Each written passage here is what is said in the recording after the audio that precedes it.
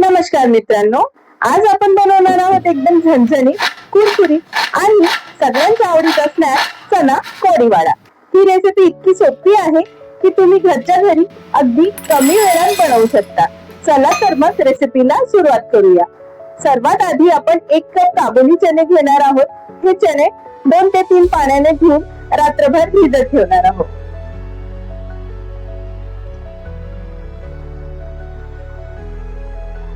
तुम्ही बघू शकता चणे चांगल्यापैकी भिजले गेले आहेत। आता हे चणे आपण कुकर मध्ये शिजवून घेणार आहोत।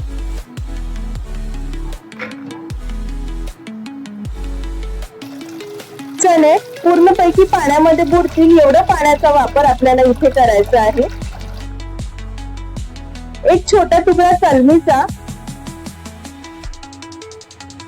आणि एक छोट्या आकाराचा तमालपत्र आणि 1 चमचा मीठ टाकून आपल्याला कुकरच्या 4 शिट्ट्या काढून घ्यायच्या।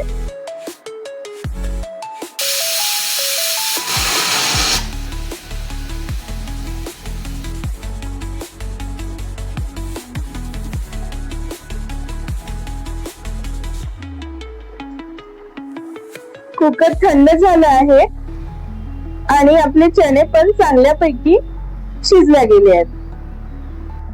आता याला आपण चाळणीमध्ये काढून घेऊया आणि यातील पाणी वेगळं करून घेऊ।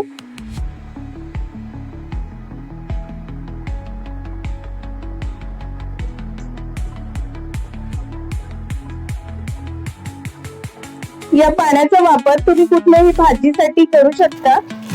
आता आपल्याला इथे एक लसणाची गड्डी घ्यायची आहे। आपल्याला 10 ते 12 लसूण पाकळ्या आणि 4 ते 5 हिरव्या मिरच्या लागणार आहेत।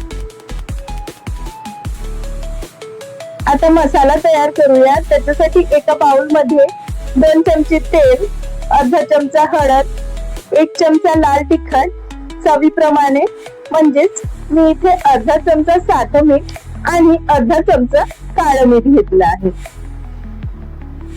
अर्धा चमचा गरम मसाला, 1 चमचा चाट मसाला आणि 1 चमचा अद्रक लसूणची पेस्ट। तुम्ही याच्यामध्ये अर्धा लिंबाचा रस पण टाकू शकता। आता हे सगळं नीट मिक्स करून घेऊ। आता याच्यामध्ये चणे आणि लसूण पाकळ्या टाकून त्यांना पण चांगले मिक्स करून घेऊ। आता या चण्यांना कुरकुरीत टेक्स्चर साठी यामध्ये आपण 2 चमचे तांदळाचे पीठ आणि 2 चमचे कॉर्नफ्लोअर घालणार आहोत।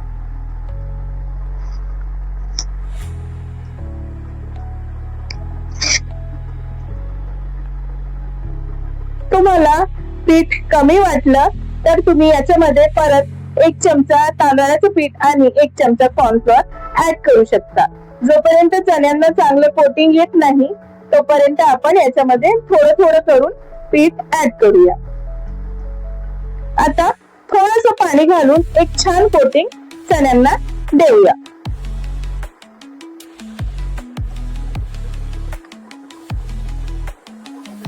आता कढईत तेल गरम करायला ठेवू। तेल चांगले गरम झाले तेव्हाच आपल्याला चणे याच्यामध्ये तळून घ्यायचे आहेत।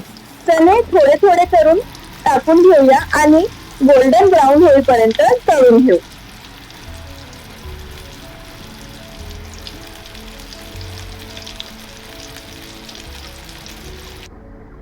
चण्यांना किती सुंदर रंग आला आहे।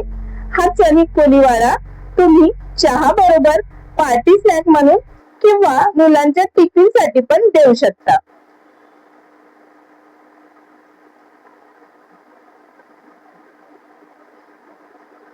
जर तुम्हाला ही रेसिपी आवडली असेल तर व्हिडिओला लाईक करा, चॅनलला सबस्क्राईब करा आणि शेअर करायला विसरू नका। पुन्हा भेटूया अशा झक्कास रेसिपी सोबत। धन्यवाद।